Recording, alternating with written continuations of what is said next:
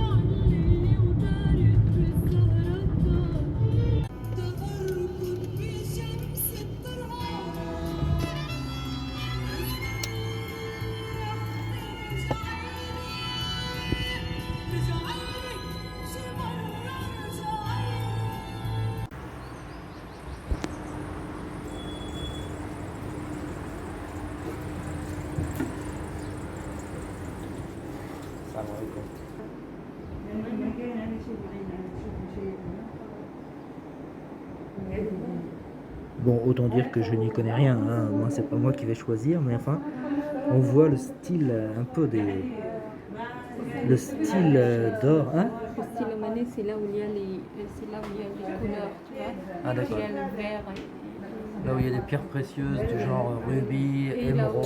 aussi, ces formes-là, c'est des trucs omanais. Ah, le style omanais. Ouais. Ça vient du reste du pays de Galles. Pour les bagues, c'est surtout ça. Ça, c'est traditionnel. Traditionnel omanais. Ah, ça va. Là, tu vois, avec les couleurs et tout. Avec les pierres précieuses. Hein. Oui, et ça, c'est pas vraiment de pierres précieuses pour les Omanais, surtout de cristal. C'est les Indiens qui utilisent surtout les pierres précieuses.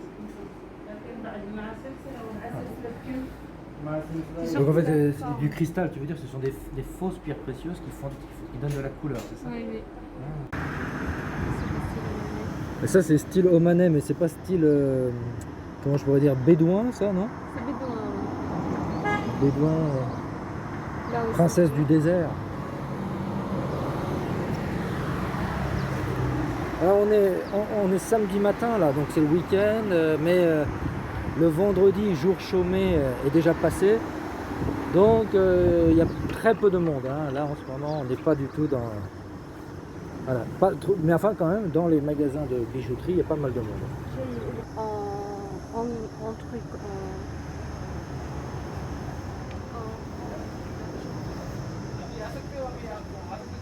Vraiment, ouais, le look, la parure, hein, ça c'est une parure, hein, on voit il y a toute le collier, la bague et les boucles d'oreilles pour les mariages bédouins.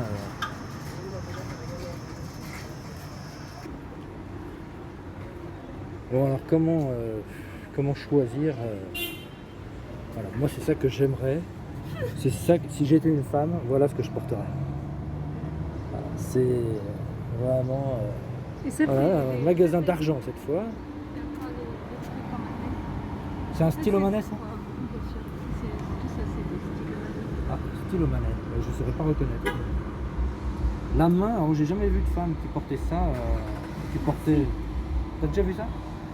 Ce sont les couteaux, les khanjars, les couteaux traditionnels pour les hommes, pour les tenues officielles ou disons festives des hommes. Festives officielles.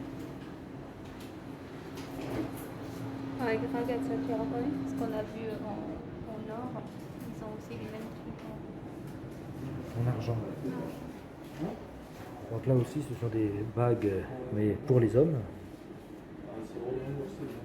Des bagues de nuit.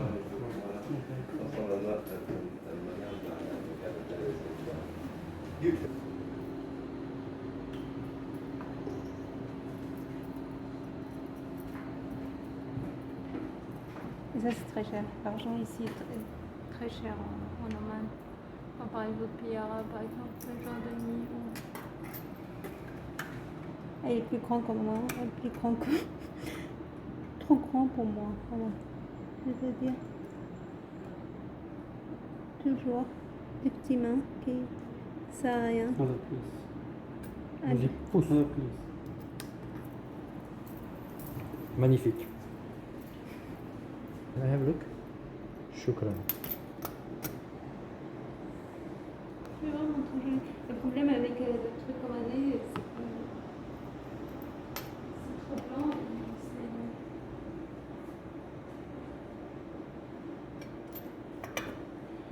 Ça fait une centaine d'euros, un peu plus de 100, 110, 120 euros, selon les cours de la monnaie.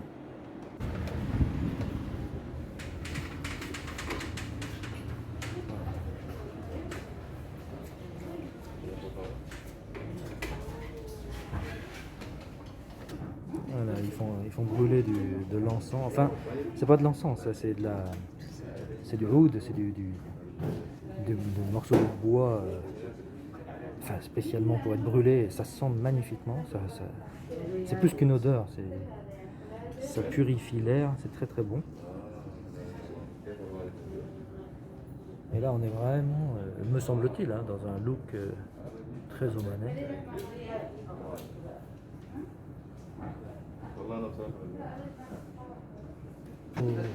Nous réfléchirons à ça, on n'a pas fait affaire. Fin de séance pour Malabar. Retour au souk de Sib. On voit que là-bas continue au soleil. Nous on reste sur ce côté de la route hein, parce que il y a de l'ombre en réalité. Hein, c'est un peu pour ça. De l'autre côté, d'autres magasins de jewelry, de bijoux. Hein. Et ça va jusqu'où? Ça va pendant encore quelques dizaines de mètres. Après, ce sera, je sais pas quoi, peut-être, j'ai oublié. Peut-être les coussins, peut-être les tapis, peut-être...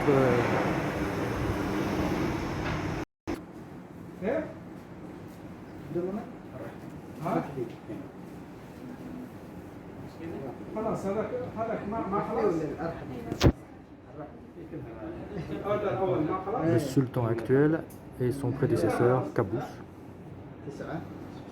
présent dans tous les magasins. لا الاسبوع ثالث كيف والله النبي انتقلت لي اسبوع قبل 15 يوم يا كم ساعة؟ طيب On demande combien ça coûte et en général c'est en calculant le poids que les gens nous disent combien ça coûte. C'est peut-être partout dans le monde hein, comme ça, je sais pas moi, j'ai jamais tellement regardé, je me suis jamais trop intéressé au phénomène de l'or et des bijoux.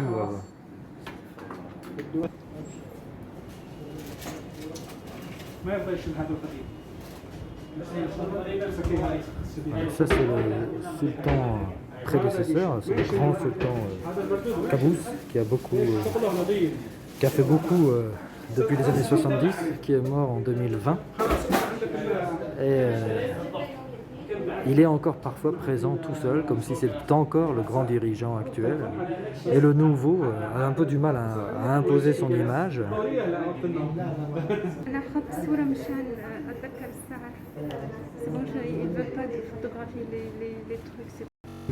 Bon, lui, on ne savait pas trop s'ils étaient énervés ou qu'ils acceptaient volontiers qu'on filme. Toujours est-il qu'ils ont accepté que je filme. Au bout d'un moment, il m'a dit « Bon, d'accord, mais tu fais de la pub ». Et j'ai dit « Tu fais de la pub ?» Oui, si tu fais une grosse réduction, quoi. Tu réduis, et je ferai de la pub. Et donc finalement, il a continué de réduire quand même un peu. À un moment donné, un peu pour rire, il a dit « Bon, allez », il a fait une dernière réduction pour un collier, en disant ça c'est pour la pub. Bon, on n'a pas acheté, hein. On est encore en train de se poser des questions et il faut trouver... Parce que la femme mariée met sur la tête, tu vois. Ah, ça t'es sûr? Parce que ça me paraît plutôt être un abat-jour, ça tout simplement. Hein. C'est quoi un abat-jour? C'est pour faire une lampe. C'est une lampe ça. Non, c'est pas une lampe. Non, c'est une Regarde coiffe. là aussi. C'est une coiffe pour les. Ah. Regarde ça, c'est C'est pour. vrai que ça les s'est fait pieds. un peu années 1930. On se croirait à l'époque de Cocteau, de Coco Chanel. Ah, pour les pieds. Oui, oui, c'est vrai. Très beau. Tu le veux, chérie? Oui, chérie. Je te l'offre. Je veux le grand, ça. Moi aussi, je voudrais que tu portes ça. En France. Voilà, bon, il fait très chaud là. On va changer de crèmerie. On va quitter le souk de l'or parce que visiblement aujourd'hui c'est pas le jour. Et on va aller dans un autre endroit. Devant moi, on voit un très bel arbre qui fait. Il y a deux beaux arbres. Qui est centenaire au moins, mais ce que Sib en fait c'est un vieux souk hein, et c'est une vieille ville. C'est avec ce souk qui est vraiment le plus important du pays. Car la plupart des touristes, enfin des voyageurs ou des touristes, quand ils pensent souk et Oman, ils pensent au souk traditionnel un peu plus ancien de Matrah. Près de la corniche, et évidemment c'est là qu'on va parce que c'est plus joli, il y a une architecture plus ancienne, etc. Mais les Omanais n'y vont pas parce qu'il n'y a que des choses, des choses dont on ne se sert pas, ce sont des souvenirs qu'on vend au souk de Matra. Ici, tout ce que l'on achète, c'est vraiment pour porter. On se fait des robes avec ces tissus-là. Voilà, donc là c'est l'intérieur du magasin.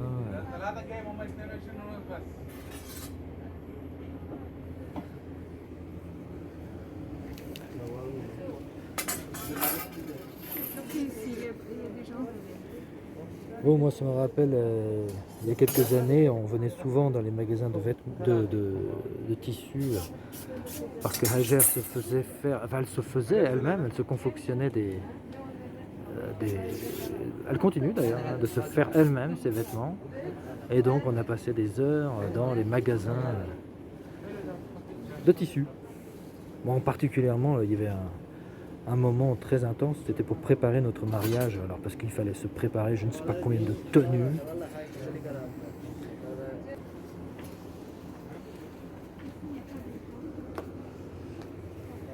Regarde ça, c'est des trucs omanais surtout. Pour les habits omanais.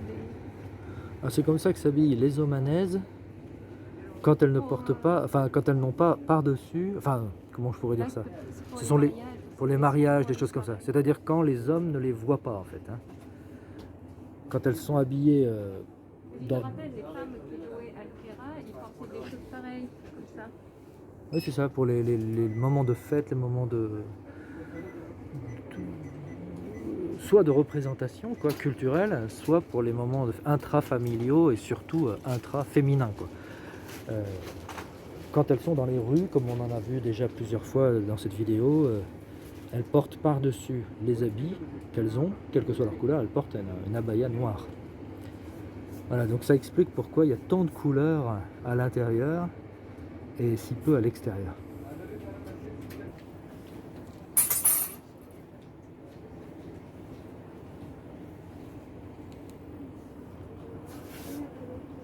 No white.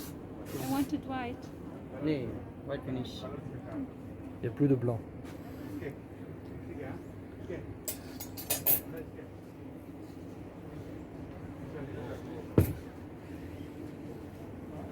You want madam this one? इसको white colour चाहिए. White or not? Madam Donc on entend le mélange de langue indienne vernaculaire et d'anglais matiné d'arabe. C'est le sabir de Souk, de Sib. Plusieurs mosquées, plusieurs mines Magasins de parfums et de l'encens. d'encens, de bourgour. Tout ça Alors ici nous sommes dans voilà, Plus que 100 mètres, il y a des magasins de parfums et de l'encens. parfum, encens, bourgour Et Massar. et les koumas c'est-à-dire les chapeaux.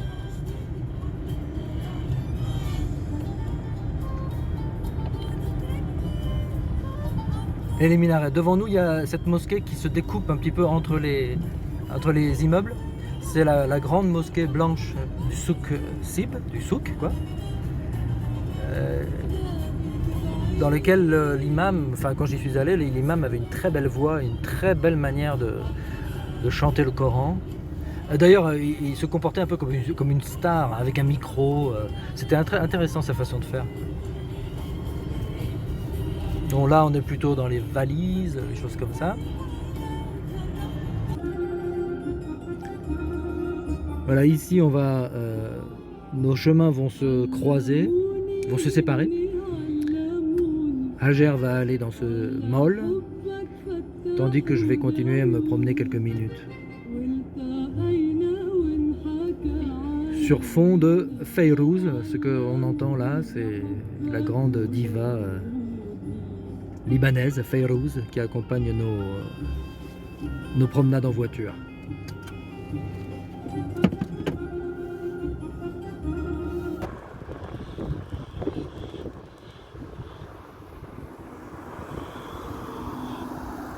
Je vais voir si cette mosquée est accessible. Je me demande si elle a l'air d'être un peu fermée. Il est possible que ce soit un truc un peu privé. Et puis aussi, il est possible qu'à cause du coronavirus, à cause de l'épidémie de coronavirus, ce soit à nouveau fermé. Surtout en dehors des heures de prière collective.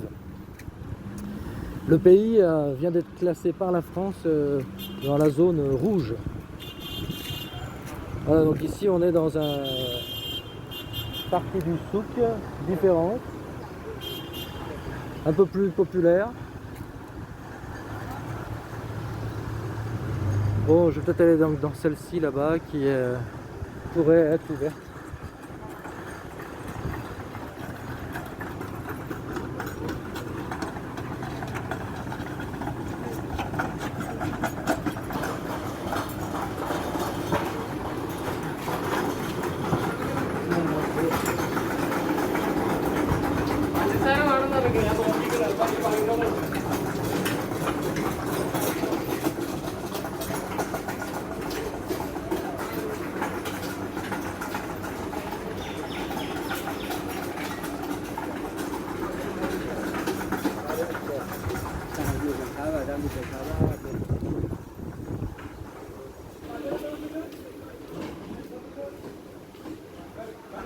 Voilà le magasin qui donne sur la rue principale.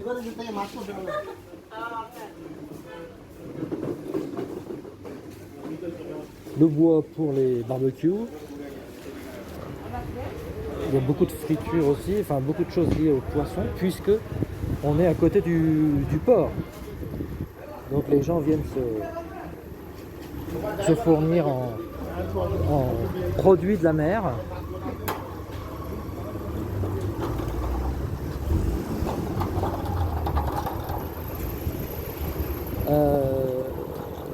J'aurais dû faire plus de recherches avant parce que là je ne sais pas ce que c'est que ces feuilles séchées là. Il y a beaucoup de choses que je ne sais pas. Et ça là, ce sont des, si je ne m'abuse, enfin c'est de la bouffe pour les bêtes quoi. Ce sont des légumineuses. Et voilà, nous avons la mer, le port qui est plus loin. Une partie du port est là-bas devant nous. Et sinon, c'est la mer où je me baigne tous les jours, moi, en tout cas. Mais c'est pas la mer que je suis venu filmer aujourd'hui, c'est le souk. Donc là, c'est une partie du souk qui est quand même assez jolie, c'est-à-dire qui pourrait être touristique, je trouve, qu'il l'est peut-être, mais pas pour les Occidentaux. Mais qu'il l'est plutôt pour, si ça l'est en tout cas, c'est pour les gens d'ici.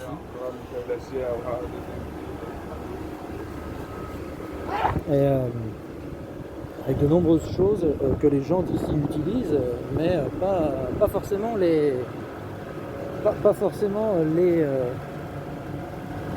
occidentaux, pas forcément les touristes.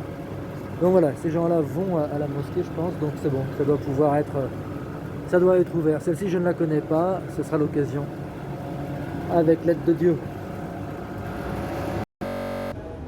Bon, la mosquée elle est mi-ouverte, mi-fermée. Des gens ils sont entrés mais ont fermé derrière eux. Et cela dit, la salle des ablutions était ouverte, j'ai pu faire mes ablutions, il y a des gens qui la font. Et quand on sort pour essayer de rentrer, en fait c'est à nouveau fermé. Donc pour ça que je dis c'est mi-fermé, mi-ouvert. Donc là il y a un monsieur qui sort et qui semble aller voir ça. Donc il doit savoir où c'est ouvert. On va bien voir. Bon voilà, toujours le même problème, mais on me dit d'attendre à un moment donné. Il y a des gens, comme on voit le mec là-bas, qui enlèvent leurs chaussures. Donc il y a vraiment de l'entrée et tout, mais pourtant toutes les portes sont fermées. Bon bah écoute, je vais peut-être devoir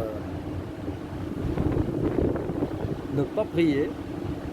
Bon, on me dit que comme je n'ai pas de tapis de prière portatif, je peux pas entrer à cause du coronavirus. Ah, il me dit d'aller en acheter je sais pas où. Je vais aller voir où je peux en trouver et combien ça coûte.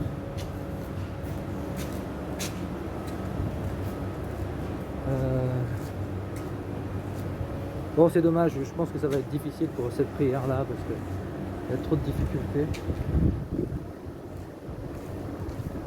Bon, de toute façon, c'était pas le but de filmer les mosquées, c'était de filmer le souk.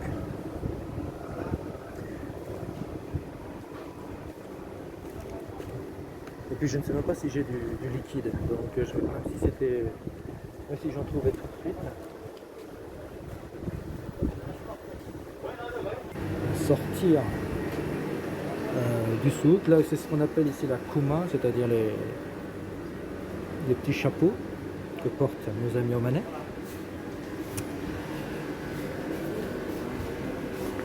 Et là ce sont les tapis, ah ben voilà, tiens, voilà les tapis de prière.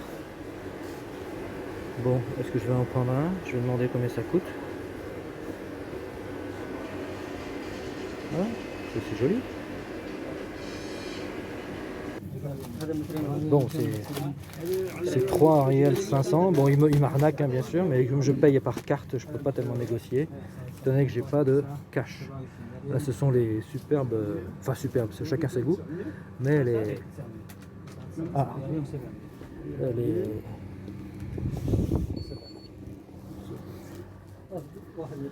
les écharpes. Moi, j'utilise ça comme écharpe quand il fait frais ou comme cadeau. Mais en fait, eux, les Omanais, utilisent ça comme foulard par-dessus, à porter par-dessus leur kouma, leur chapeau. Bon. Alors, on voit ici les chaussures que l'on laisse en dehors. Donc les gens laissent souvent leurs chaussures en dehors des lieux prévus à cet effet. Normalement, ça devrait être... On devrait laisser les chaussures ici. Et puis personne ne les laisse ici. Voilà, donc là c'est le lieu des ablutions. Ah ok. Ok, là on me dit d'enlever les chaussures directement ici avant d'aller faire les ablutions. Allez, à plus. Voilà, bon c'était formidable, j'ai pu prier dans la fraîcheur de la mosquée. Mais voilà, on entend que là il fait l'appel direct à la prière pour que les gens viennent se mettre en tenue en position de prière. Tout à l'heure c'était l'appel à la prière générale pour dire c'est l'heure. Bon, moi j'ai fait ma prière à ce moment-là, mais là je peux pas faire attendre quand même Hajer qui peut-être est en train de m'attendre. Là il y a une entrée du souk que je ne connaissais pas, avec des décorations de type moucharabi. Et je fais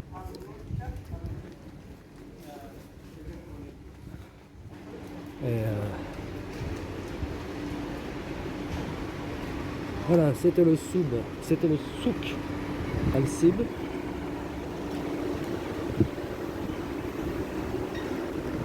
Et devant nous le Sib Mall, donc j'espère qu'il n'est pas fermé. Enfin, c'est-à-dire j'espère surtout que mon épouse n'est pas en train de m'attendre en plein soleil, en pleine chaleur.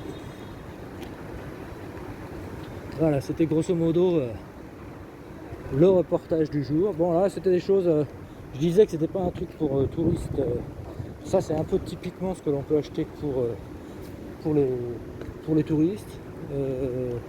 Il doit donc y en avoir. Hein, on peut pas tabler sur une absence totale de voyageurs et de touristes. Hein. Dans le monde d'aujourd'hui, rien n'est plus... il n'y a plus d'endroits qui ne soient pas du tout touchés par le tourisme. Même ce mall, hein, qui a le nom un peu pompeux de mall, qui est en fait une grande surface un peu kitsch, mais justement, tout devient intéressant. Bon, c'est fini pour moi aujourd'hui. Je vous dis à une prochaine fois.